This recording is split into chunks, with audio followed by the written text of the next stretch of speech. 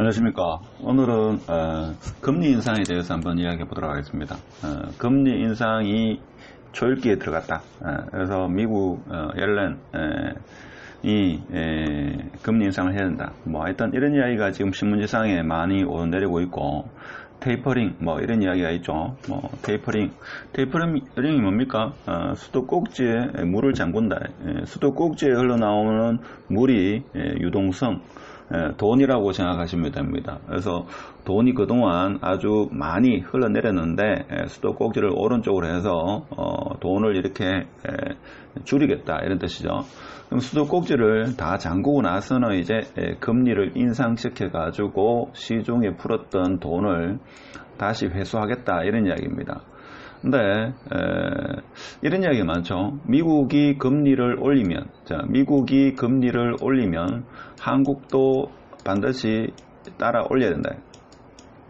미국이 기준금리를 올리는데 한국이 기준금리를 올리지 않으면 한국에 투자한 외국인들이 달러를 다 빼가 외국으로 간다. 뭐 이런 이야기가 많습니다. 과연 그럴까요? 저도 예전 한때는 그렇게 알고 있었습니다만은 제가 한국과 미국 기준금리죠. 추이 도표를 하나 가져왔습니다. 그래서 15년부터 해가지고 20년 7월까지 한국과 미국 기준금리가 지금 보면 거의 한 3년에 걸쳐가지고 2017년 11월부터 해가지고 지금 21년 6월이죠. 거의 한 2년 6개월 가량은 이게 지금 붉은색이 미국입니다. 붉은색이 미국인데, 자, 미국이 기준금리가 더 높습니다. 심지어 2018년 11월달 같은 경우는 한국이 1.75인데 미국은 2.5입니다. 즉 얼마입니까? 1.75, 0.8 정도, 0.8조 미국이 기준금리가 더 높습니다. 그러면 상식적으로 생각해가지고 한국보다 미국이 더 안전한 그런 국가이기 때문에 외국인 투자가들이 돈을 빼가지고 미국으로 다 간다 이거죠. 해외로 다 빠진다. 근데 실제 그렇게 됐느냐? 그렇게 된 건 아닙니다. 그렇죠? 자, 그리고 우리가 생각해 봐야 될 게 지금 현재 뭐 언젠가는 미국 기준금리가 올라갈 겁니다. 그렇죠? 일단 테이퍼링 하고 나서 보통 1년 혹은 2년 뒤쯤 이렇게 금리를 인상하는 그런 패턴이었습니다. 그래서 테이퍼링 하고 나서 갑작스럽게 이게 뭡니까? 갑작스럽게 금리를 올리게 되면 시장이 발작을 일으키고 뭐 이런 여러 가지 문제가 많이 생깁니다. 가장 대표적으로 미국이 기준금리를 올리게 되면 한국보다도 더 위험한 국가들이 흔히 말하는 신흥국가들 있죠. 남미, 브라질이라든지 터키라든지 뭐 하여튼 그런 이머징 국가가 더 심각해집니다. 거기에서 달러가 많이 빠져나가기 때문에. 그렇죠. 그래서 예전에도 그런 경험이 있었죠. 테이퍼링 하겠다. 뭐 이렇게 하니까 신흥국들이 경제가 공두박질 치고 하여튼 환율이 요동쳐가지고 국제 정세가 좀 상당히 문제가 됐습니다. 그래서 테이퍼링을 하고 나서 상당 기간 흐른 후에 금리 인상을 했습니다. 지금도 제가 볼 때는 미국이 금리 인상을 하는 것은 좀 시간이 걸리지 않겠나, 자, 이런 생각이 들죠. 그보다 더 중요한 것은 과거의 사례를 보면, 자, 미국 금리가 이만큼 더 높았는데도 불구하고 한국에서 외화가 빠져나간 건 아니다.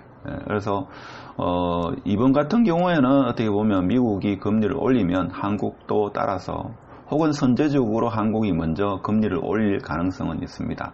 자, 그렇지만 과거와는 또 다르게 해석돼야 되는 게, 과거는 어떻습니까? 자, 금리도 올리고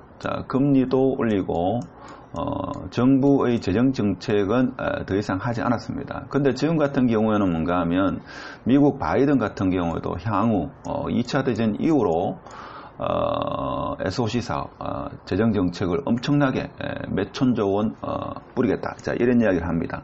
한국도 지금 여름, 특히 추석 전에 재난지원금을 또 다시 뿌리겠다. 이런 이야기를 하죠. 그러니까 이 금리 하나만으로 해가지고 부동산 시장이 어떻게 된다, 이렇게 말하기는 사실 쉽지가 않습니다. 물론 금리가 올라가면 부동산을 소유한 사람 혹은 투자가들은 심리적으로는 제가 볼 때는 상당한 타격을 받을 겁니다. 심리적으로. 그렇지만 1년에 이자가 있죠. 몇백만 원 더 낸다고 해가지고 그분들이 아파트를 팔고 뭐 무주택자로 간다. 제가 볼 때는 그렇게 되지는 않을 겁니다. 그렇죠? 그래서 제가 볼 때는 금리 인상에 대해서 너무 두려워할 필요는 없다. 그렇지만 한 번쯤은 금리 인상이 곧 될 거니까 우리가 좀 조심을 하고 대비를 해야 되는 건 맞습니다. 자, 그러면 금리 인상과 관련해 가지고 지금 여러 신문에서 이야기하는 거 한번 보도록 하겠습니다. 이 신문은 2020년에 나왔던 그런 2020년 8월 29일 현금은 쓰레기다 뭐 이런 기사로 나온 것 같은데 글로벌 통화 공급 지수가 10경원이다. 돈이 엄청나게 풀리고 있다 그죠? 돈이 지금 엄청나게 풀리고 있어 가지고 돈은 쓰레기가 된다 그런 이야기입니다. 지금 여기서도 한미 기준금리가 이렇게 역전되는 시기도 있었다 뭐 이런 이야기에 더불어 이런 이야기를 하고 있습니다. 자, 그러고 나서 최근에 이제 옐렌 긴축으로 직진한다. 미국 금리 인상이 미국 경제에 좋다. 그러니까 소비자 물가가 지금 너무 가파르게 오르니까 금리 인상이 필요하다는 뭐 이런 뉴스 인터뷰를 하고 있습니다. 그래서 또 이런 이야기 하죠. 이거는 2021년 6월 8일자 신문인데 금리 인상 너무 늦다. 거세지는 인플레이션 경고음 되어 있습니다. 근데 사실 인플레이션이 일어난다는 것은 경기가 호경기로 간다 이렇게 볼 수 있는 거고 그래서 금리를 상승할 수밖에 없다 하는 겁니다. 그렇죠? 근데 제가 볼 때는 미국이 금리를 상승하면 가장 주시해야 될 게 신흥국가이죠. 신흥국가. 자, 신흥국가들이 제가 볼 때는 발작을 흔히 일으킵니다. 아니면 신흥국가가 폭망하든지 국가 부도 사태를 맞이할 수 있습니다. 그 다음에 한국이 좀 영향을 미치지 않겠는가. 그래서 연준, 테이퍼링, 지금 돈 푸는 것을 이제 수도꼭지를 조이겠다 이거죠. 그러면 물이 적게 흘러나오니까 즉 돈을 시중에 적게 풀겠다 이런 이야기입니다. 네, 테이퍼링의 준비 단계의 초입 단계다. 그래서 테이퍼링 마친 뒤에는 금리 인상을 한다 하는데 보통 테이퍼링을 마치고 나서 시장의 신호를 보고 상당 기간 후에 금리 인상을 할 수도 있고 바로 금리 인상을 할 수도 있고 그래서 시장을 면밀히 살펴보고 금리 인상을 하는 거지 무작정 하는 건 아니다 하는 거. 자, 그리고 한국 같은 경우에 지금 자, 이런 또 기사도 있죠. 한국 성장률이 예상 상회에도 연내 금리 인상 가능성이 낮다라고 6월 9일자 이런 기사를 하고 있습니다. 그렇죠? 그래서 꼭 미국이 금리를 올리면 한국이 금리를 따라서 올려야 된다. 이렇게 알고 계시는 분이 상당수 많은데 꼭 그런 건 아닙니다. 아까 제가 모두에도 보여드렸지만 17년도부터 해가지고 17년 이때부터 해가지고 요 기간 동안에는 미국이 금리를 더 높게 기준금리가 더 높았다 이거죠. 그렇다고 해가지고 우리나라가 돈이 외화가 다 빠져나갔냐 그런 건 아니다 이거죠. 그런 이야기. 자, 금리가 오르니까 자 비트코인이 박살난다. 그래서 금리 인상 공포에 비트코인이 4천만 원 깨졌다. 비트코인에 대한 이야기가 상당히 많죠. 암호화폐. 자, 이런 이야기가 많습니다. 자, 여러분이 생각해봐도 어떻습니까? 다시 보면 자, 금리 인상 과연 어떻게 될 거냐? 여러분 생각 어떻습니까? 미국이 금리 인상하면 한국도 따라서 금리 인상을 할 것 같습니까? 아니면 선제적으로 한국이 먼저 인상하겠습니까? 제가 볼 때는 시나리오가 이렇게 있죠. 자, 한국이 먼저 미국보다도 금리 인상을 먼저 할 수도 있습니다. 먼저 할 수도 있고 두 번째 미국이 금리 인상을 하면 한국도 따라서 금리 인상을 할 수가 있습니다. 세 번째, 미국이 금리 인상을 하지만 한국은 금리 인상을 하지 않는 경우도 있다 이거죠. 자, 요 경우입니다. 요 경우. 자, 이 경우가 있다는 것을 일반 사람들은 잘 모릅니다.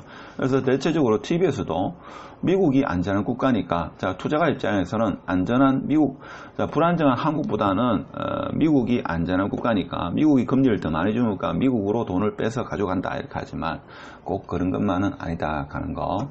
자, 그래서 근데 제가 볼 때는 있죠. 과연 금리가 인상되면 부동산이 터지나 폭락하나 대폭락 오나 막 이런 건데, 자, 그렇다 하는 의견도 있고 그렇지 않다 하는 의견도 있습니다. 제가 볼 때는 이번은 과거와 좀 다르다. 왜 그런가 하면 재정정책이 있기 때문에 정부에서이죠. 재정정책으로 돈을 뿌린다 이거죠. 시중에 돈을 뿌립니다.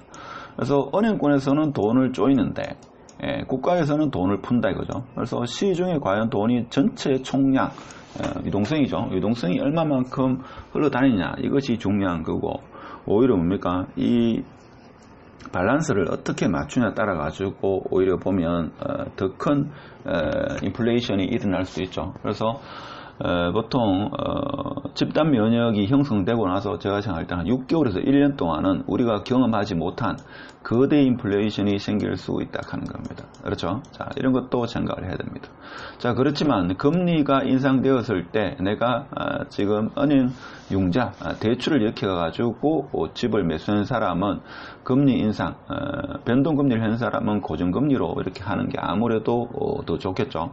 지금보다 금리가 더 내려갈 그런 가능성은 없으니까 되도록이면 고정금리로 30년 고정금리로 해가지고 그렇게 변경하는 게 향후 금리 인상에 대해서 미리 우리가 대비할 수 있는 그런 자세가 아닐까, 자, 이런 생각을 하며, 자, 오늘 영상은 마치도록 하겠습니다.